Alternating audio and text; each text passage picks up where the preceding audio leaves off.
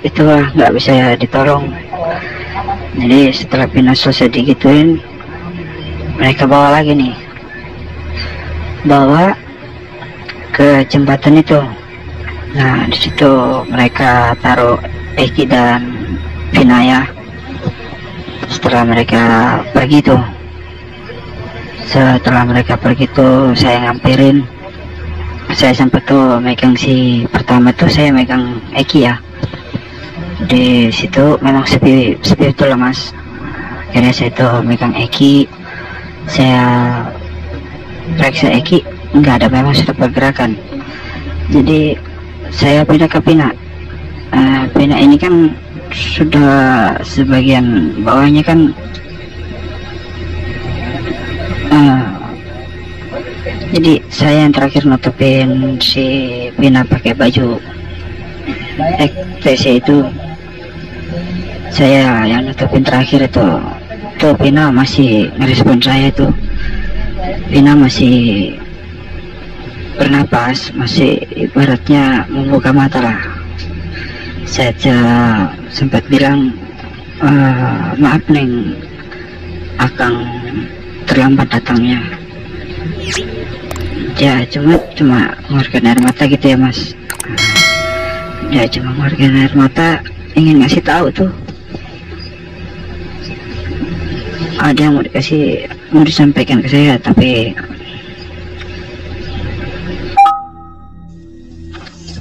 halo mas, ini saya tanya nih mas, sekali lagi mas, apa benar sejujur-jujurnya mas melihat Vina dan Eki dipukulin dan dilecehkan saat malam itu mas?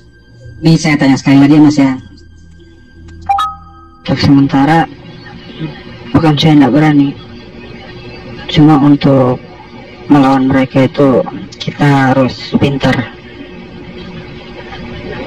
Jadi setelah itu kita lanjutkan tadi ya mas. Jadi setelah itu saya bilang sama Neng Pina begitu, saya cari bantuan, pergi cari bantuan. Saya putar-putar nih, cari bantuan pergi. Saya pertama datangin itu warung yang pertama saya datangin, yang ada mas-mas yang saya ajak itu. Ternyata sudah nggak ada mas, udah tutup, udah nggak ada. Saya gedor-gedor pun nggak ada keluar. Setelah itu akhirnya saya balik nih. Saya sudah balik itu udah rame ya mas. Udah rame, sudah pada ngumpul nih. Sudah ketika itu rame, saya maju nih. Saya ngeliat ini beberapa tersangka yang tadi ikut mukulin Pina itu di lokasi itu. Cuma ya saya nggak bisa berbuat apa-apa mas. Jadi saya pas mau melangkah maju, sontak dalam hati tuh kayak ada yang nahan mas. Kang, udah, Kang nggak usah maju. Kang cukup hampir foto kami terakhir. Seperti itu lah bisikan itu ya mas. Jadi akhirnya saya ambil nih foto. Makanya saya kenakan itu foto itu, ada saya kenakan sepatu ya. Nah itu sepatu samping saya itu si Eki mas. Akhirnya saya foto, tapi saya nggak bisa ngambil foto langsung satu badannya. Jadi saya ngambil foto dari bawah ya mas. Lihat itu sepatunya Eki. Setelah itu rame sudah nih mas, rame. Ini itu masih, kalau saya bilang masih ada napas lah, masih waktu dibawa ke rumah sakit ini tuh masih. Jadi saya nih di perjalanan ini bingung nih mas, kemana saya mau mengadu nih. Akhirnya saya punya teman yang satu kampung, saya cerita nih, ayo kita ke rumahnya Vina. Ternyata beberapa tersangka itu sudah duluan ke rumahnya Pina, ngabarkan bahwa Pina itu kecelakaan, gitu, Mas ya. Saya tetap ada, Mas.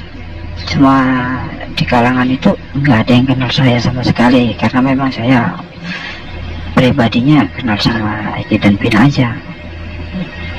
Jadi waktu itu HP-nya Pina ditahan sama polisi, semuanya lah, Mas ya. Tuh, akhirnya polisi menyimpulkan kalau itu kecelakaan, Mas. Karena berhubung polisi sudah menyimpulkan itu kecelakaan, hasil visum pun juga tidak jelas. Dan itu pertama awalnya itu hasil visum itu yang terdengar oleh saya, yang nempel di kemaluannya almarhum adalah spermanya Eki ya. Itu yang saya tahu pertama, Mas. Jadi saya bingung kok bisa ya rumah sakit nggak tahu hasil otopsinya. Seharusnya kan di situ kan ada sperma mereka. Kenapa itu tidak keluar, Mas? Itu pertama. Yang kedua itu mereka bilang Eki meninggal karena terakhir ditusuk ya. Eki itu dipukul pakai balok, terus dipukul pakai batu. Begitupun juga Pina ya, Mas. Pina itu disiksa habis-habisan itu. Kalau si Pinanya, kalau untuk Pina memang disiksa habis-habisan tuh. Jadi saat itu mental saya betul-betul dihajar itu. Mental saya betul-betul dihajar habis-habisan sampai saya bingung nih. Akhirnya ada inisiatif saya ya. Ada salah satu temannya Linda itu, ya cewek juga. Ternyata si Linda ini suka sama si Eki,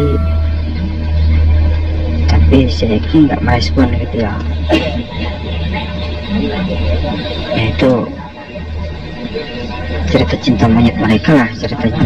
Saya kan nggak menuju ke situ hari itu.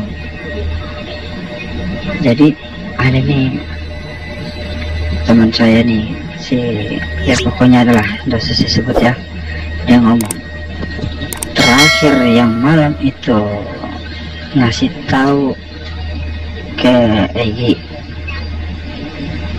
bahwa Pina dan Eki itu akan melewati situ. Itu sudah disetting, Mas, sudah disetting sama si Dinda ya.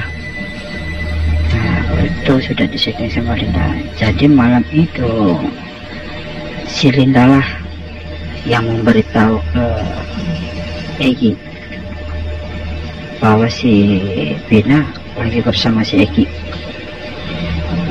Tuh. Setelah itu beberapa harinya ya, beberapa hari itu saya langsung hilang. Di situ Pina menyebutkan 12 orang, bukan 11, 12. Kenapa Pina menyebutkan 12? Karena Pina taunya yang ada di TKP, bukan yang di luar di TKP. Nah, Mas, saya penasaran sama ini nih, pas kejadian di eksekusinya itu. Berarti Masnya tahu dong ya wajah-wajah para tersangka saat itu kan masih tersangka ya,